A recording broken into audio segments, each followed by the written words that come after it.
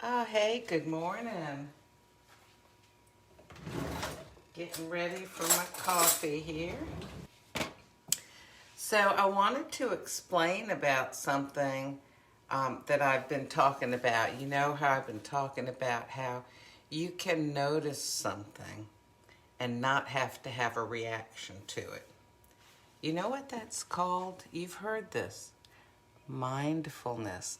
Mindfulness is when you take notice of something, but in an unbiased, for example, I'm taking notice of the fact that, again, my internet is going on and off. Oh my goodness. Okay.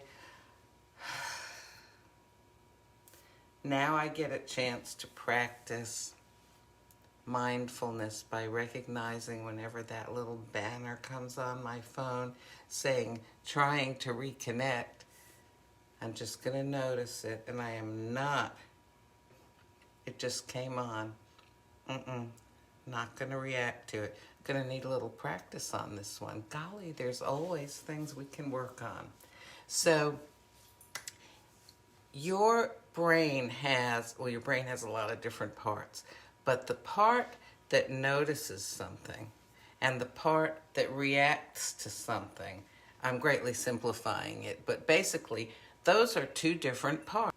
In other words, you do not have to react just because you notice something. And if I pause and I repeat myself, it's because my internet keeps flipping off. So when I'm out walking the dog, I've used this example a lot. I notice that some people have not picked up after their dogs.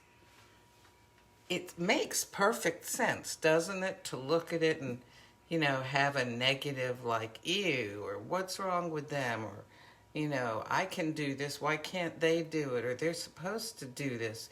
In their lease, it says, they signed, yes, they're going to do this. Yeah, all those things are true, but it's actually possible to notice that they didn't pick up and not have to have all kinds of reactions to it.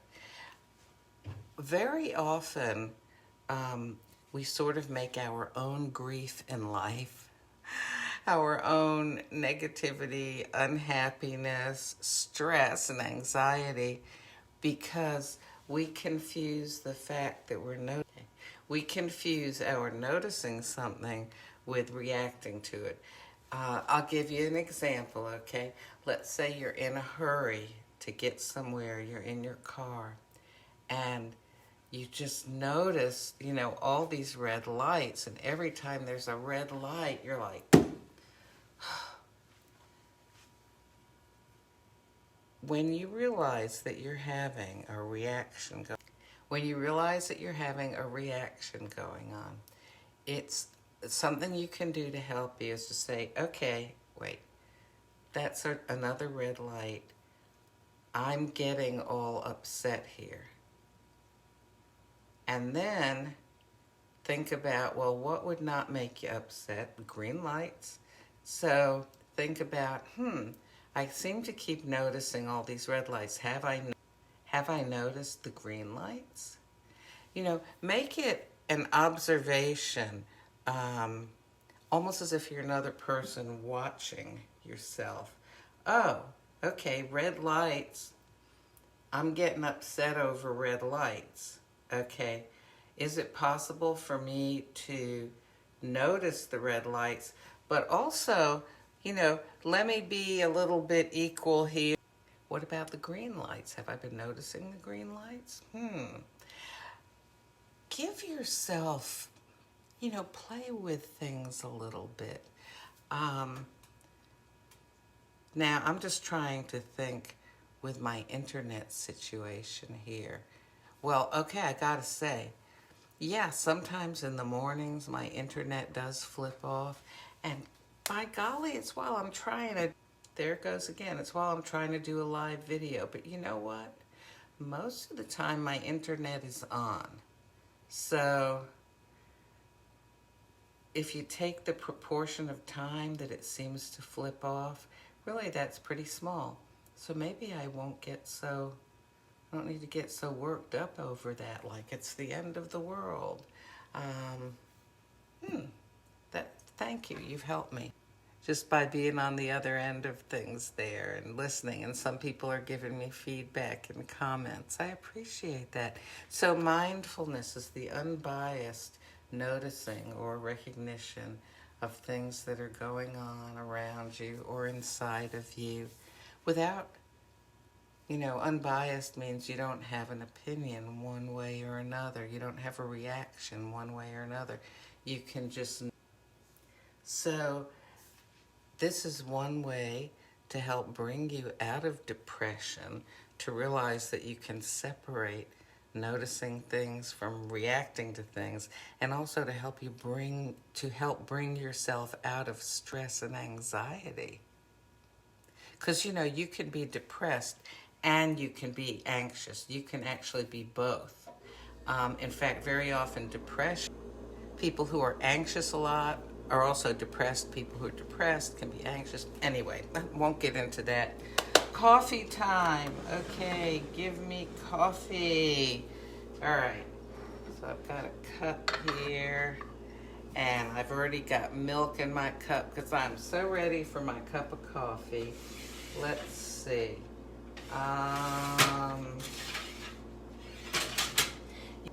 Before I got my coffee order this time around, I was bemoaning the fact that I didn't have enough choices. Now I have too many choices. I don't know what to pick. Oh golly. Oh my gosh. They've stopped writing the names of the coffees on this little silvery part. This is one of the newer... I don't remember what this is. Okay, the deeper color means it's more intense. Well, I don't remember what this is. I have a little book that tells what the different coffees are, and I've got this chart up here, but this is a new one. So it's not in the book and it's not on the chart. Well, you know what? I want to try it anyway. And since I've already got milk in here, I know that this is a single espresso by the size of it. I'm going to run it through 2 or 3 times. So I'm looking forward to that. Oh, let's see, what else has been going on? Well, the weather is getting cooler here. It's only been in the 80s as the high temperatures instead of going into the 90s. Of course, 80s can be kind of high sometimes. Grayson and I we've been stopping by the tennis courts most days so he can run around, really stretch those legs. That's been fun. Where are you, Grayson? Here, let's just say hello to Grayson and... Hey, Grayson, say hi, everybody.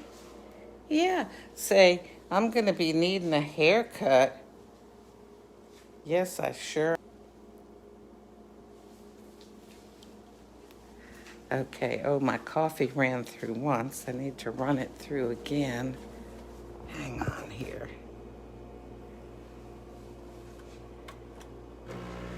Well, anyway, so let me know if you read any good books lately, seen any good movies or TV shows. Of course, these days, movies are usually on the TV. I have been I'm still reading The Upward Spiral by Alex Korb, which is little things that you can do to spiral yourself up out of depression instead of down. And also I've been reading The Misfortune, that's M-I-S-S, Fortune, The Misfortune Mysteries.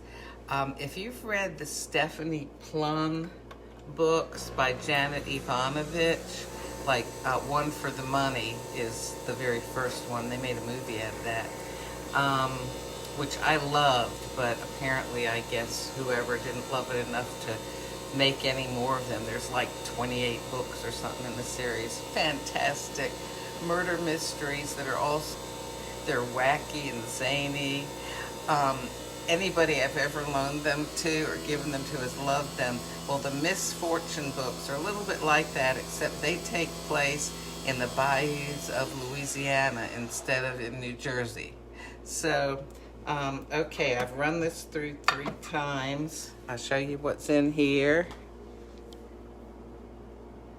And